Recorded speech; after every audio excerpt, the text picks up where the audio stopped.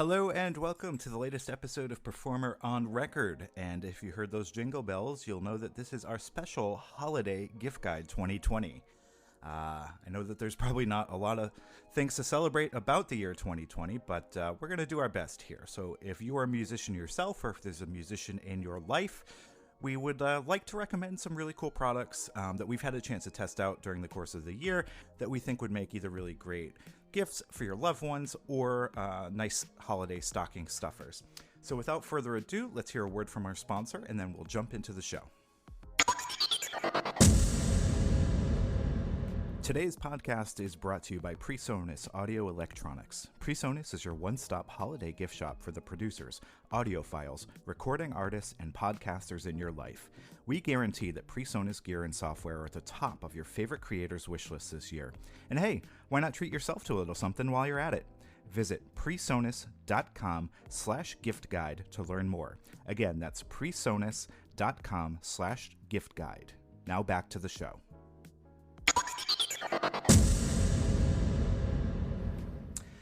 And we're back. The heart of any really great home studio is obviously going to be an audio interface. It's going to be what takes your microphone inputs and your instrument inputs and gets them digitized into your computer so you can edit that audio in your DAW. One of the easiest, simplest, low-cost interfaces that we've come across and had an opportunity to use over the past year or so is the Scarlett Solo, the latest generation, the 3G from Focusrite. What I love about the Solo is, number one, it's bus powered, so you don't have any, big wall warts or power supplies to deal with plugging into the wall, taking up another outlet. So that's number one. Its small form factor is amazingly portable too. That's one of the things that we like. If you're recording with a buddy or a friend, you can just, load up your backpack with some cables, drop your Focusrite Solo in there, bring it to your friend's house or apartment or basement or wherever you happen to be able to set up to record, plug it into a laptop, and you're good to go. It takes up no space, weighs virtually nothing. I think it's a great stocking stuffer because, number one, it'll actually fit into a stocking, which is nice. But they clock in at around $100 or so US. So it's not going to break your bank. It's going to be super simple to set up. It's got two inputs on the front. So you've got your standard XLR. So if you're a singer-songwriter, you can plug your microphone in, get your voice, and it's also got a 1/4 inch. So you can go direct with a guitar or a bass or an acoustic, track both at once, which is great for just recording really quick scratch demos or even a fully produced record if it's just you, a guitar, a synth, and your studio space. It's got a gain control on the front for both inputs, which is super easy to use and nice because it lights up red when you're clipping a little bit. Big monitor knob, which is very handy on the front, and a direct monitor button too, so you can actually hear what's going on. Lag time is basically non-existent. We like the Focusrite control software. It's really easy to use. It's USB, so like I said, not only is it bus powered, but it's going to plug into pretty much any laptop or PC or Mac that you can throw at it. And it's got the standard monitor outputs on the back, so you can plug into a set of studio monitors, and just you're good to go. So the Solo is our first recommendation this year. Let me get the jingle bells out. Our first recommendation this year for a product that we think would be a really great stocking stuffer or just something to treat yourself with if you are looking to get your feet wet in home recording, but maybe don't want to invest a ton of money, but you want something that sounds good and is easy to use and is not going to take up a lot of room on a limited desktop space. The Solo is the way to go, and one of the nice things too is the whole Focusrite ecosystem is built to scale. So if you find that later on you're recording more than just a guitar and a vocal or a synth and a vocal, you can move up the range, get more inputs, get all the inputs you need, and the sound quality is going to remain the same because the preamps are virtually identical in the range. One of the bonus features that we really like, and what I'll end on with the Scarlett range, is the air button. I don't know what engineering or technical wizardry is going on behind the scenes or in the circuit board when the air button is pressed, but all I know is I leave it depressed all the time. If I'm recording vocals or guitar or anything with a large condenser mic, if we're testing out stuff for the magazine, I just leave the air button on. And I don't know why, but it just adds this extra presence to whatever you're recording through the mic pre. So whether it's a voice or whether you're capturing, let's say, an intricate acoustic guitar, and it's going to be cheesy to use the word air, but it adds this little bit of air around the instrument or around the voice that we think just gives it an extra liveliness and kind of makes you forget that you're listening to something captured digitally. So that's our recommendation number 1 for this year's holiday 2020 gift list guide, the Scarlett Solo from Focusrite. So we are going to break. We'll hear another word from our sponsor, and we'll be back with our next recommendation.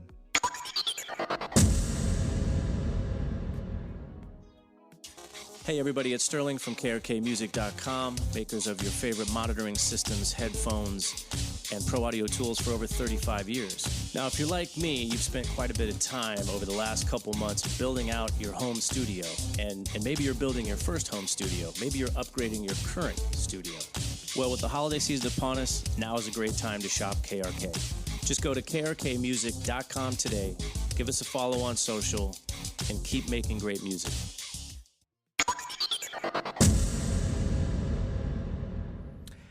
And we're back. Oh, forgot my jingle jangle.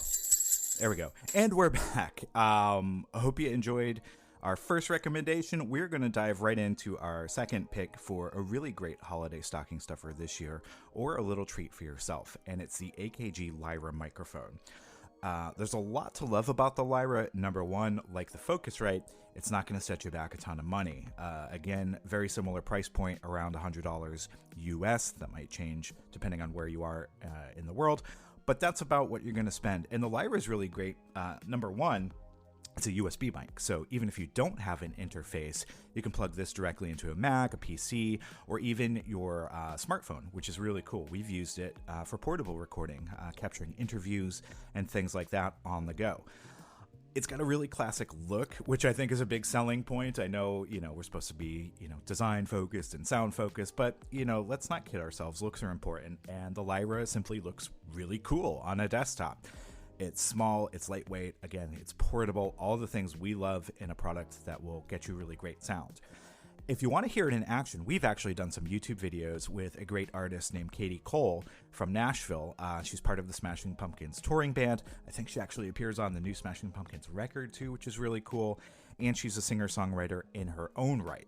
So head to the Performer Magazine YouTube channel and check out some of the videos that we've put together featuring the Lyra, some of its capabilities, what it can do. It's great for singer-songwriters. The capsules inside are really good at capturing a full voice, acoustic instruments, so if you're singing and playing at the same time, you can get that full sound. It's great for podcasters. One of our early episodes we actually did on a Lyra because it's all we had handy while we were testing out a couple of different mics and figuring out what we were going to use. It's great for YouTube streamers, Twitch streamers, Discord, all of the modern stuff that you're going to be using audio for. If you're working and you need something a little bit better than your built-in mic for, say, a Zoom conference, the Lyra is a great choice. It's not going to set you back a ton of money. It's going to work great, and it's got a big honking button on the front that does all the things. You can choose your different setup configurations. So you can have it front-facing, front and back if you're doing an interview and you want to capture your interview subject on the other side of the mic. It's got a tight stereo and a wide stereo. So with one tool, you can basically set up a DAW on your Mac, on your laptop, on your phone, plug this in to the port and be good to go, really. And just, do your demos, track everything pretty easily and lay everything down with one simple microphone. So that's the AKG Lyra. We really love it. It's small enough to fit in a stocking, not going to set you back a lot of money, and it sounds really great. For proof of that, head to the YouTube channel. Check out what Katie Cole was able to do with, just a simple desktop USB mic and her voice and her guitar. So that's the AKG Lyra mic by Harman. And take another break, word from our sponsor, and we will be back. This podcast and all of our Performer podcasts are brought to you by our premier podcast sponsor, Elixir Strings. We only use Elixir Strings here at Performer because their protective coating keeps our strings full of life better than any other brand we've ever tried. And when we're reviewing stomp boxes, amps, and recording gear each and every month, we don't want anything distracting us from the job, like the hassle and expense of constantly changing our guitar strings. And we know that you don't want anything getting in the way of making your music either. So, say goodbye to all that gross corrosion and dirt, sweat, and oil buildup with Elixir Strings. Their proprietary featherweight coating acts as a great barrier against tone-killing buildup on guitar strings, allowing you to get lost in the music. For more information, head to elixirstrings.com, check out our YouTube channel for more demos from real-world players like you, and maybe make it a stocking stuffing gift this year. Now, back to the show. And we're back. Oh, wouldn't be official without the jingles. And we're back. So you've got an interface, you've got a microphone, you're going to have some sort of recording software, right? So if you don't currently have a DAW or a DAW, there's a bunch on the market. They all essentially try to accomplish the same things, but some of them do them in different ways. Some of them are set up for, say, electronic music production like Ableton. Some of them are set up for standard multi-tracking live audio like a Pro Tools type of situation. One of the ones that we like best, and we've actually been using it exclusively for probably the past 3 to 4 years, is PreSonus Studio One. There are a number of reasons why we've chosen it as our default DAW here in the office and amongst all of our reviewers who review products and recording gear for us. Number one, it's just simple to use and it doesn't crash. This is the biggest thing for me when it comes to using a DAW. If I have software that's constantly crashing or can't handle running multiple plugins at once, even on maybe a machine that's not as powerful as it should be, that's going to be a problem. It's going to make me not be able to record music, which is ultimately its job. And we found that, you know, when we're testing out a bunch of weirdo gear and plugins and software packages, and something just crashes on us, it's frustrating and it stops us dead in our tracks. So Studio One has never done that to us. And when I say never, that's not hyperbole. I've never had it crash, ever. And I've thrown huge, ridiculous MIDI chunks at it. We've had like dozens of audio tracks open at once with multiple plugins and all sorts of nonsense just to kind of test the system. And we've just been running it on stock Macs here in the office, MacBooks, Mac Minis, Mac Towers, whatever we got handy, just to see what'll run. And that's the biggest thing for us is stability. Second to that is going to be interface and learning curve. Now, the Studio One interface is going to be set up in a way that even if you've never recorded before, it's intuitive enough that you're going to be able just to pop open a new track, select what input you're using on your interface, or if you have a USB mic, select that, hit the record button, set your gain, and you're good to go. It's really that simple. There's no hoops to jump through. The setup wizard for audio configuration is really, really good. And for us, when we're using tons of different interfaces, testing out products for reviews, having that be so simple is a big plus. Now, you might only have to set it up once because you're only using one device, but know that that flexibility and that ease of use is there. One of the other things that we really love, especially with the new version of Studio One, if you haven't upgraded to 5 yet, the instrument loops, the drum samples are superb, and all of the software synths. We have a bunch of hardware synths here that we route right into Studio One for recording scratch tracks, bass tracks, pads, and all that sort of stuff when we're doing recording product reviews. But sometimes we just have a MIDI interface handy, a little keyboard controller that we plug in, and there's like 1,001 amazing synthesizers that you can use inside of Studio One, including my favorite, which is a really, really convincing Les Paul guitar sound. If I don't feel like miking up a guitar cabinet here in the office, or now that I'm doing more work from home because 2020, I can't have loud amps going on with other people in the house, grabbing a MIDI controller, popping it in over USB, and loading up the Les Paul, I'm good to go, and it's pretty darn convincing. So those are some of the basic reasons, but we actually asked the folks at PreSonus, you know, we know what we like about it, but what do you have to say about the new version of Studio One? And here are some of the things that they wanted to get across that we actually agree with, because we've been testing it out for probably the past 6 weeks or so. And what they said is, for readers who can read and write music, PreSonus has added the score view in version 5, and that adds more musical notation to Studio One. And this is great for composers. So if you're doing film soundtracks, if you're doing jingles for, say, your local television commercial productions, this is really great to have notation view. And it says we've added integration between Studio One and Notion for some time, and we continue to expand that, but this built-in scoring with playback is new. So in version 5, you can't print the scores, but in version 5.1, which was just released, you can, which again, for composers is awesome. So if you need a multi-track studio setup, you've got it. If you need that notation capability, you've got it. And I'll add to that something they didn't write in, which is MIDI I/O is handled superbly. So all your handoffs are really seamless. It's one of the reasons why we ditched our previous DAW, which I won't mention by name, and why we can't use something like GarageBand, for example, for any serious MIDI production. GarageBand just can't handle MIDI out at all for some reason. So if we sequence something and want to send it out to, say, a hardware synthesizer to play, ain't gonna work. And we've had trouble interfacing in, out, and through with other DAWs. So I think PreSonus really excels at that, and it's one of the reasons that we like it for all of our real instruments, for all of our real mics, and for all of our MIDI capabilities. There's another new thing that we want to point out too. It's the new aux channel in version 5 of Studio One. It allows external audio sources to be fed directly into the mixer without requiring an associated track. So basically, external hardware instruments can be used like virtual instruments inside of Studio One, which is really cool.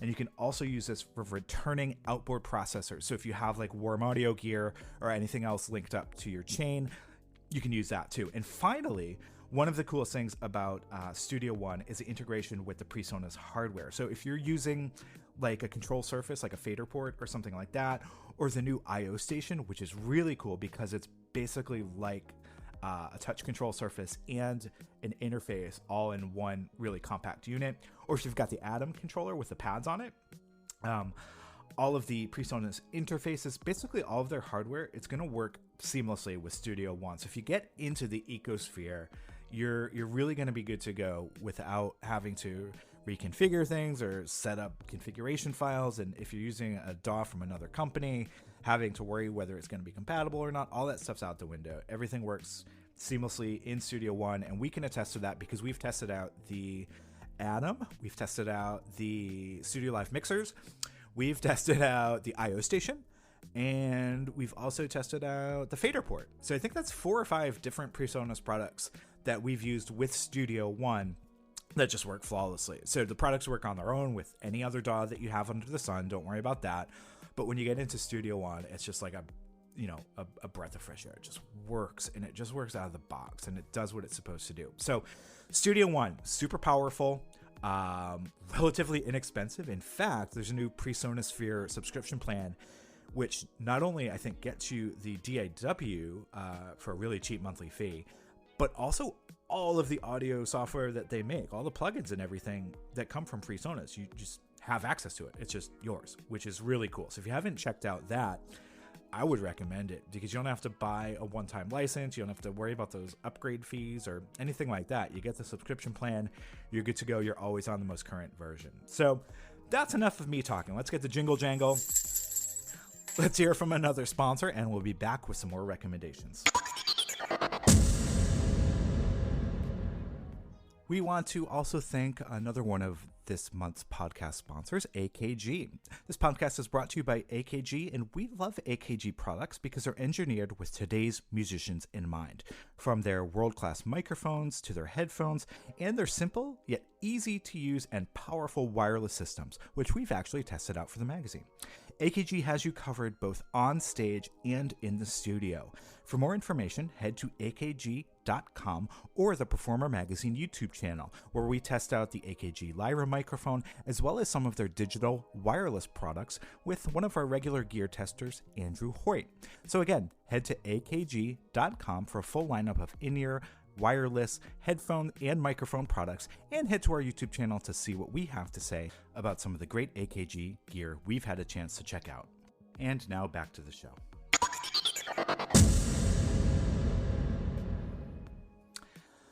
Okay, we are back. Oh, jingle, jingle, jingle. All right, we are back with our holiday gift guide, and I want to switch things up. We've done a couple of low-cost stocking stuffer type products, which are really great that we recommend. We've done a DAW, which I don't know how you're going to stock that into a stuffing. Maybe you print out a picture of the box and say, here you go.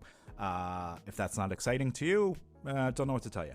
But we're going to switch things up. We're going to go to a potentially controversial product. We're going to recommend a synthesizer, which we've been in love with all year.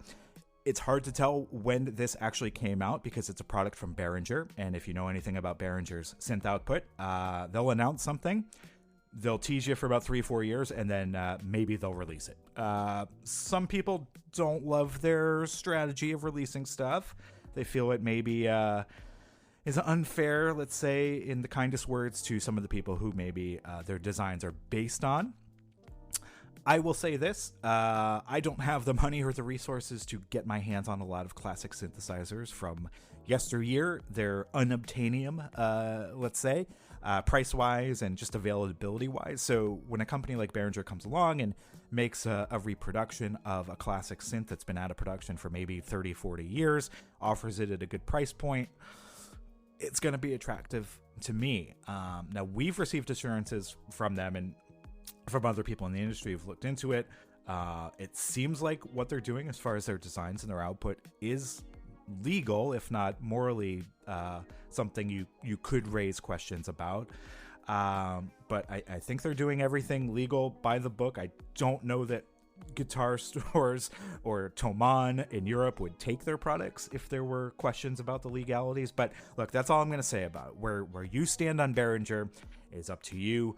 But we are taking a look at the vocoder VC340. This is a recreation, a clone, if you will, of the classic Roland vocoder from the late 70s, which I think was only in production for about a year or two, 79 to 80. Maybe some units trickled out in 81. But essentially, if you didn't know any better and you played this, it's really the exact same thing. It's missing one octave on the keyboard, which is fine by me because I use full-size keys. Yamaha, Korg, full-size keys. You remember what those were? I'm going to clip my microphone because I'm yelling so loud. Yes, full-size keys. They feel semi-weighted, so they do feel good. All of the buttons are really cool because they're those classic Roland-style push buttons, the colored ones. So you've got 3 sections. You've got the vocoder.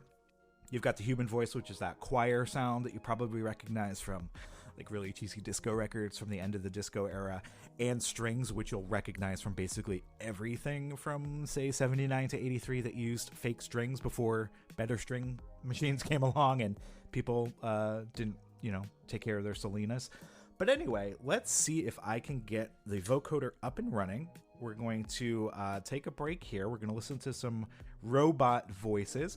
The Behringer VC340, I will tell you, on the used market will run you between $500-$600. New, you'll probably find them on Sweetwater and other sites in stock for about $600-$700, depending on whether you've got a coupon or not. But if you're a synth player and you've already got everything you need, you've got an FM synth, maybe you've got a classic analog mono synth, maybe you've got a digital synth, maybe you've got a poly synth that you really like, maybe you've got a master controller that you like, maybe you've got a bunch of software that you like, and you're like, all right, is there anything new that I don't have? I've got an electric piano, I've got kind of everything. That's the boat that we were in, so we were really excited to get a vocoder sent to us to check out, because it's kind of that one piece that we don't have. We've got human voice stuff and strings in other machines. We've got a Mellotron here in the office, but that vocoder, man, and I know you can get it cheaper, but this really recreates like the exact signal path and circuits and chips that they used to use back in the day. So enough of me talking. Let's see if we can get some robot voices into the show, and we'll be back in a sec. Okay, so we're going to test this out, and first what we have on is human voice and string. So I'll just play a simple chord so you can hear what that's like. But I'm going to play it without the magic, and I'll tell you what the magic is going to be in a sec. So let's listen.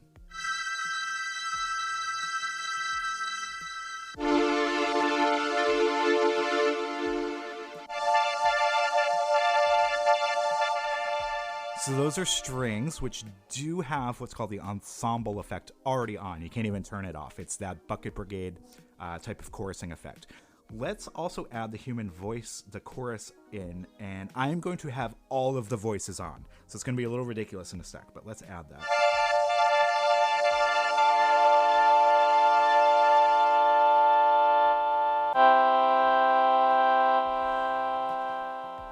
It sounds okay, right? I mean, it's okay, but where the magic happens is when you press the ensemble button here, you get that chorus effect in. So let's add back the human voices, and this time we're going to have the chorus on. So let's just play a simple chord with all of the voices and the ensemble.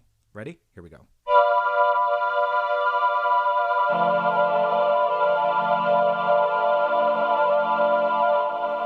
Let's add a few strings to the mix and see what we get. All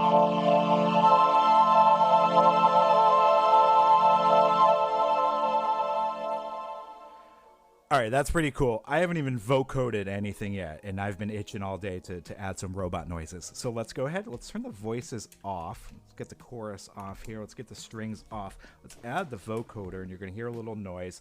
That's okay. A little noise never hurt anybody, but let's see if I can vocode some stuff. We've got a microphone in the back, a dynamic mic.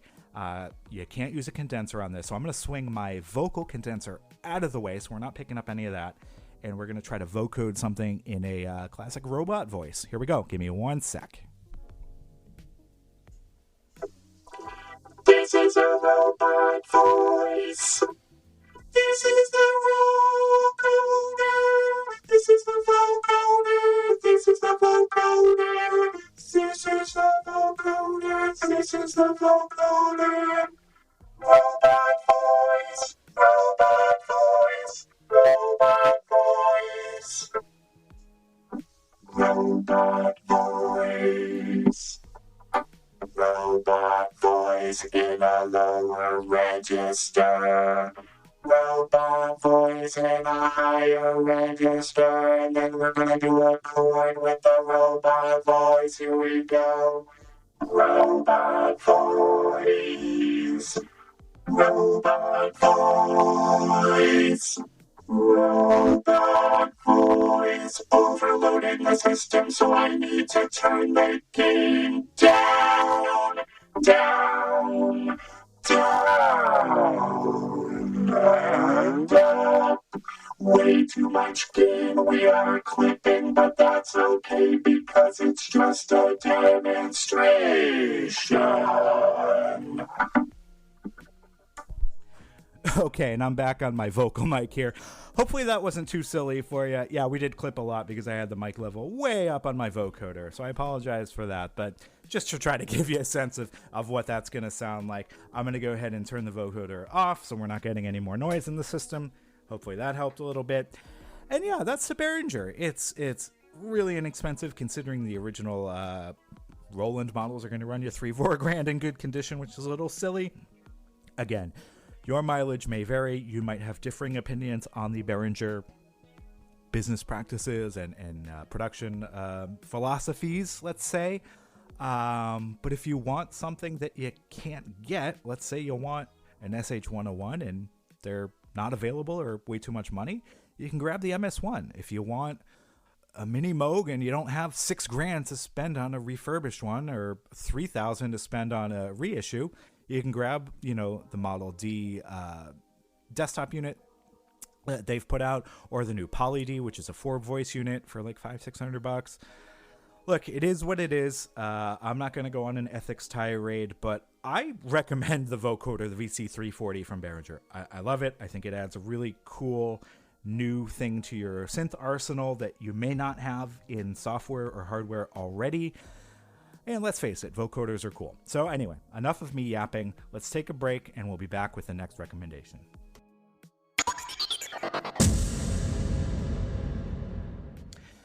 And we are back. So we have looked at some interfaces. We looked at some mics and DAWs and a silly synth that I can't get enough of, so I had to throw it in the recommendation mix.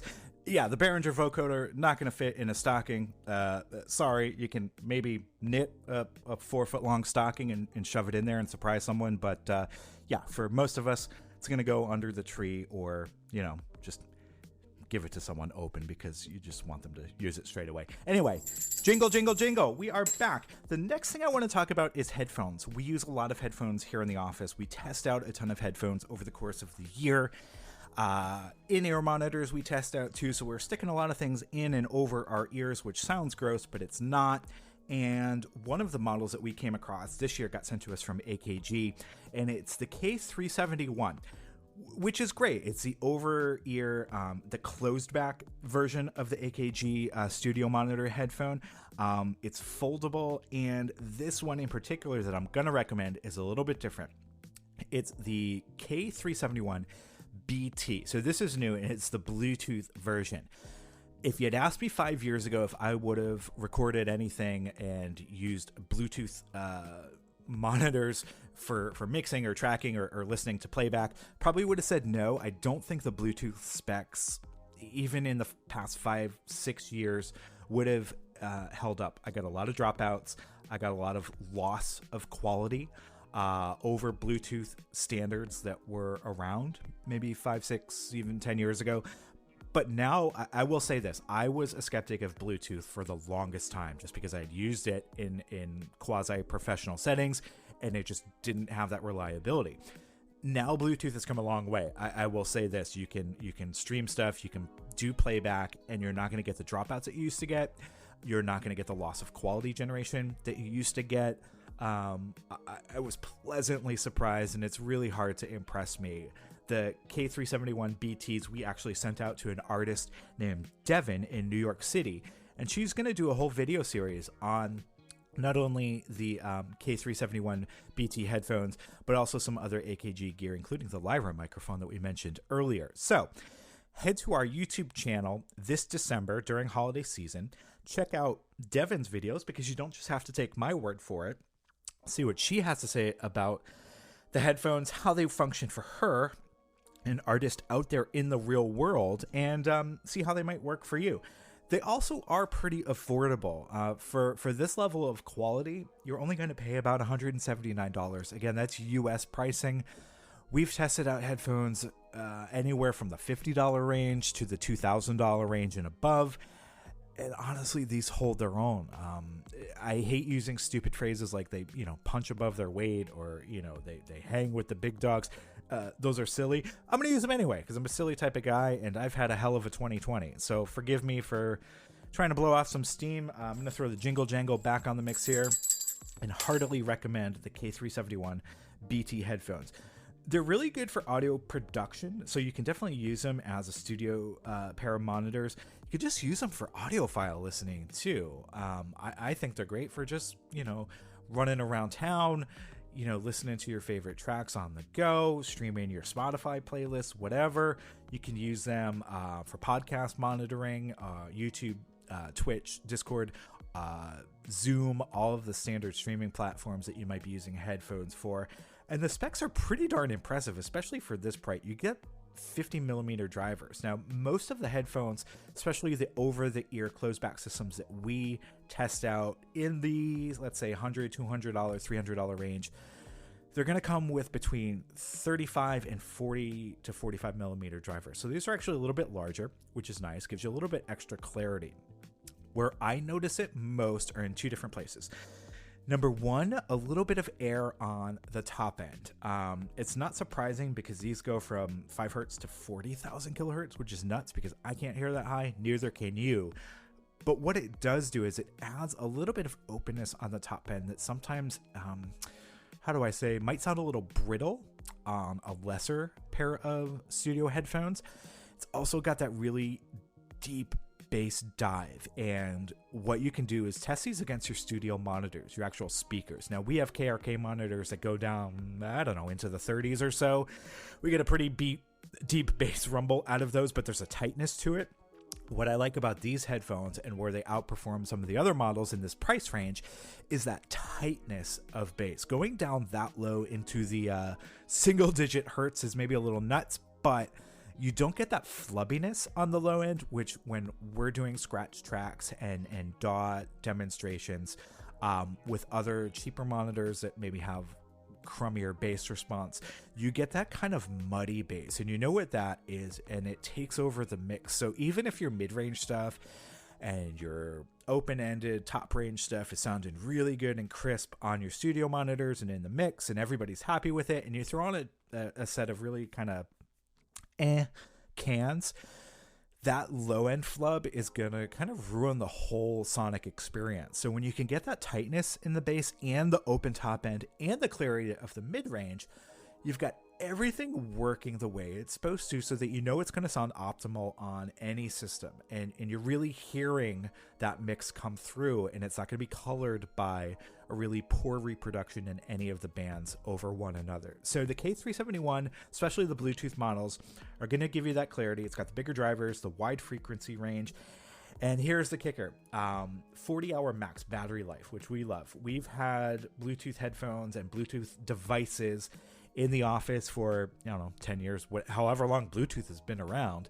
And one of the constant complaints we had, other than the dropouts and the loss of generational quality, is battery life, especially in headphones, where it's been an issue for us, even traveling to, say, the NAMM show in California from the East Coast and not having a battery charge last the entire flight, which is really lame. I remember a pair of headphones that we tested out that barely made it to the Midwest. And that's disappointing, because we've got the technology. We can build it stronger and better and faster and whatever other $6 million man phrases you can toss out at the world. So anyway, that's enough of me talking. I think the K371s from AKG, especially the BT versions, they're priced great. They sound phenomenal in every frequency band. They're great for podcasting, studio recording, vlogging, streaming games if you're into that Twitch universe, which we're starting to get into, and just basic listening. So yeah, check out our YouTube channel too, because we're going to have some demos coming up from one of our previous giveaway winners, Devin in New York City. She's a great artist, and she's got some other gear that she's going to be putting to the test in her own studio situation, but especially focused on the K371 Bluetooth headphones from AKG. So that's our headphone recommendation for the year. These might actually fit in stocking if you've got an oversized stocking big enough, and they're priced to sell. So those are the headphone picks for our holiday gift guide. We'll take a quick break, and we'll be back with our next recommendation.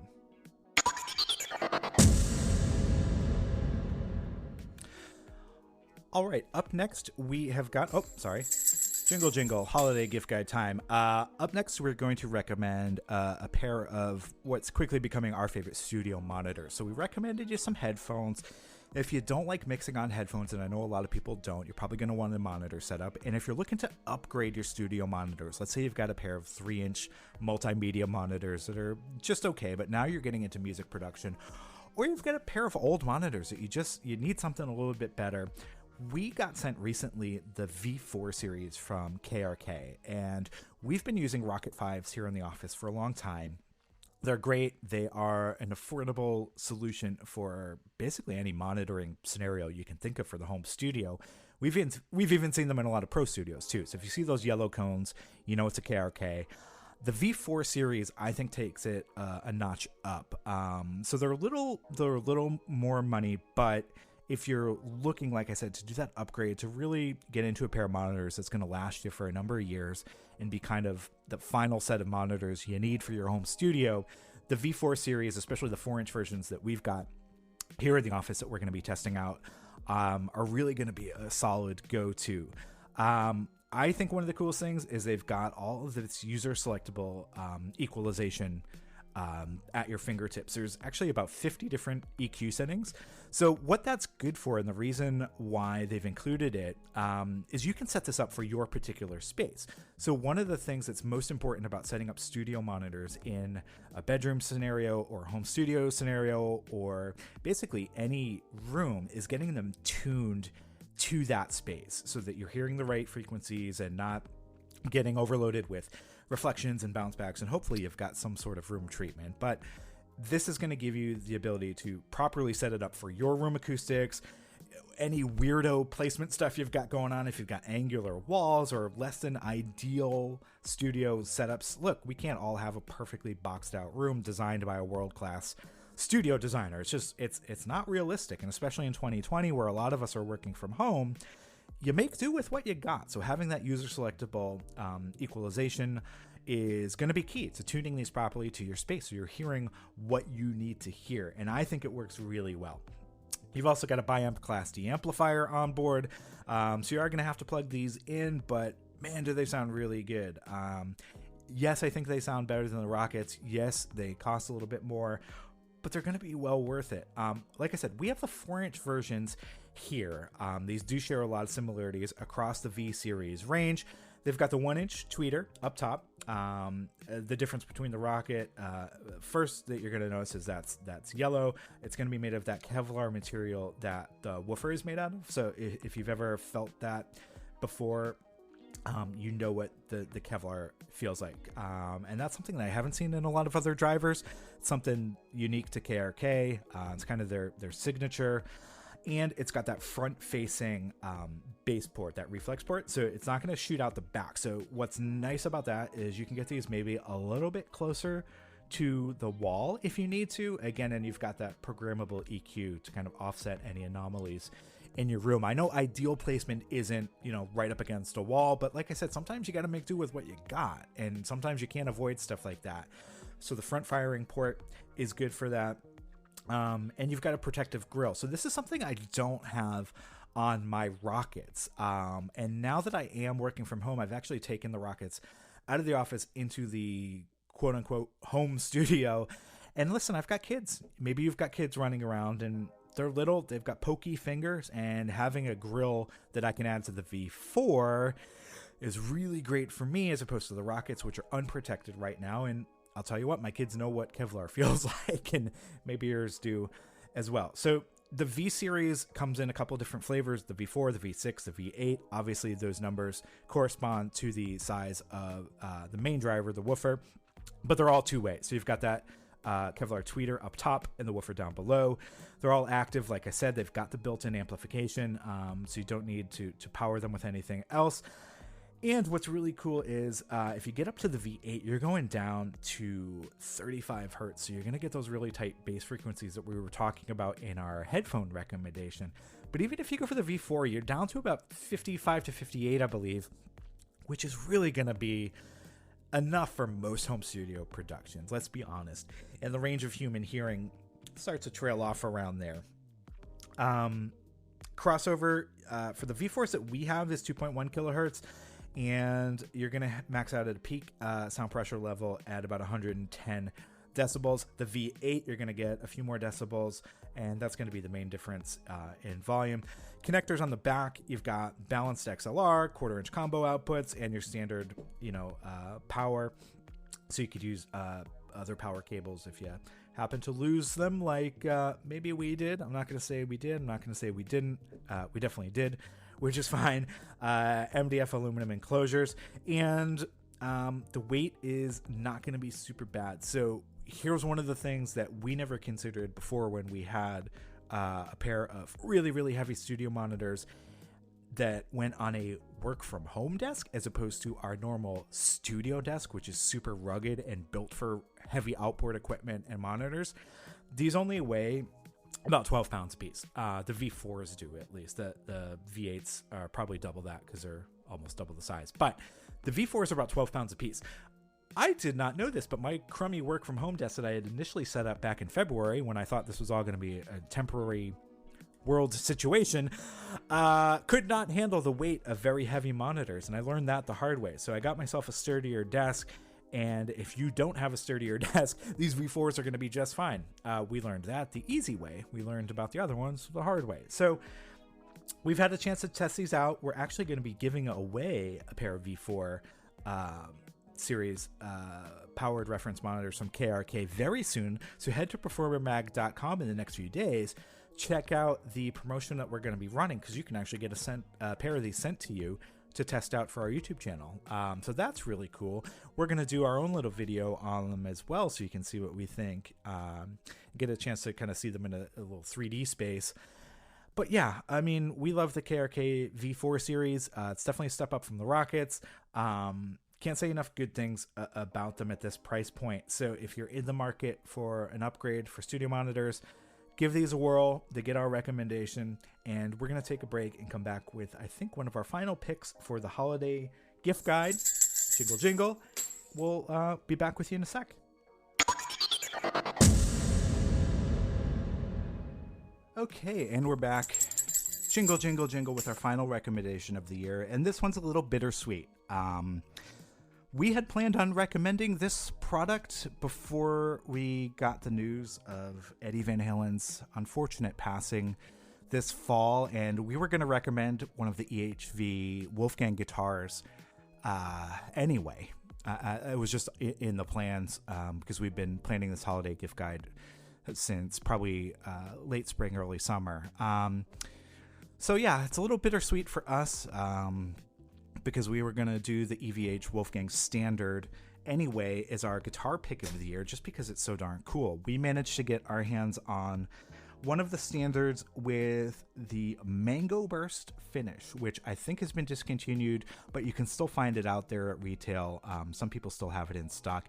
There's a lot of other cool finishes this year. The Tahitian Night is a really cool blue to green fade.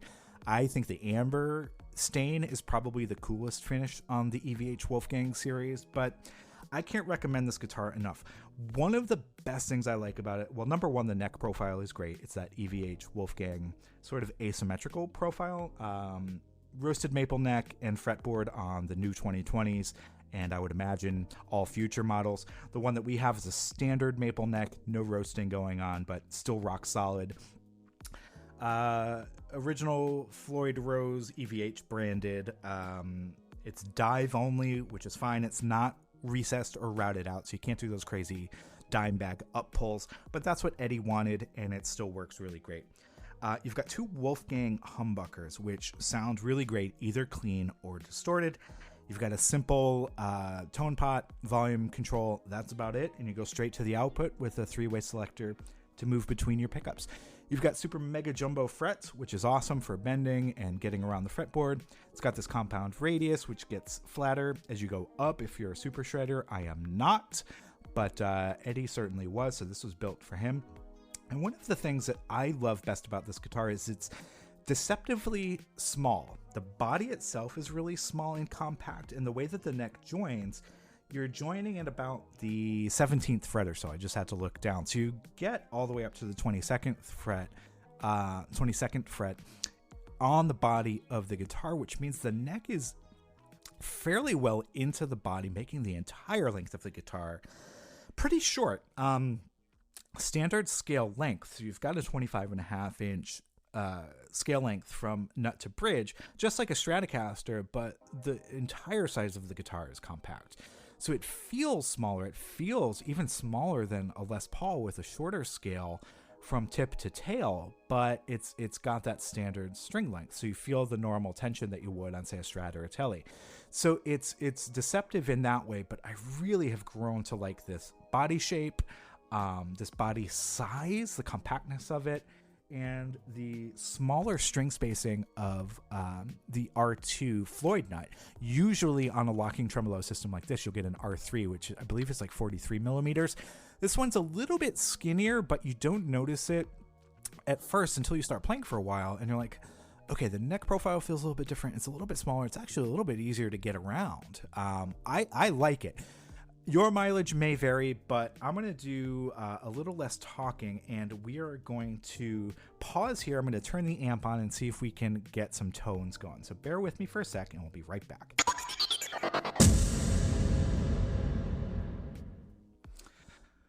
Okay, we're back. We're going to cut down the music bed so you can listen to this, and let's flip the amp on, and it's off standby now. So we've got the Wolfgang Standard. Let's turn the volume and tone all the way up. And we're going to be on a clean channel. So let's see, is the amp on?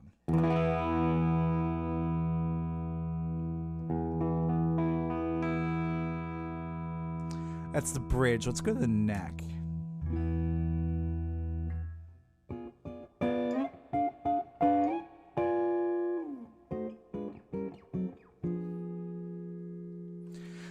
So that's clean, but obviously, you're going to probably want to dirty that up a little bit. Let's see if we can flip over.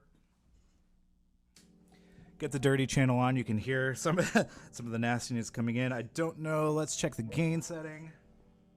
All right, gain's up about halfway. We're going to go back to the bridge pickup here, and let's see what we can get out of the EVH Wolfgang. Just screwing around for a second. These are the Wolfgang pickups. They come standard in pretty much every model, so even if you move up the range, you're going to get the same really great pickup sounds.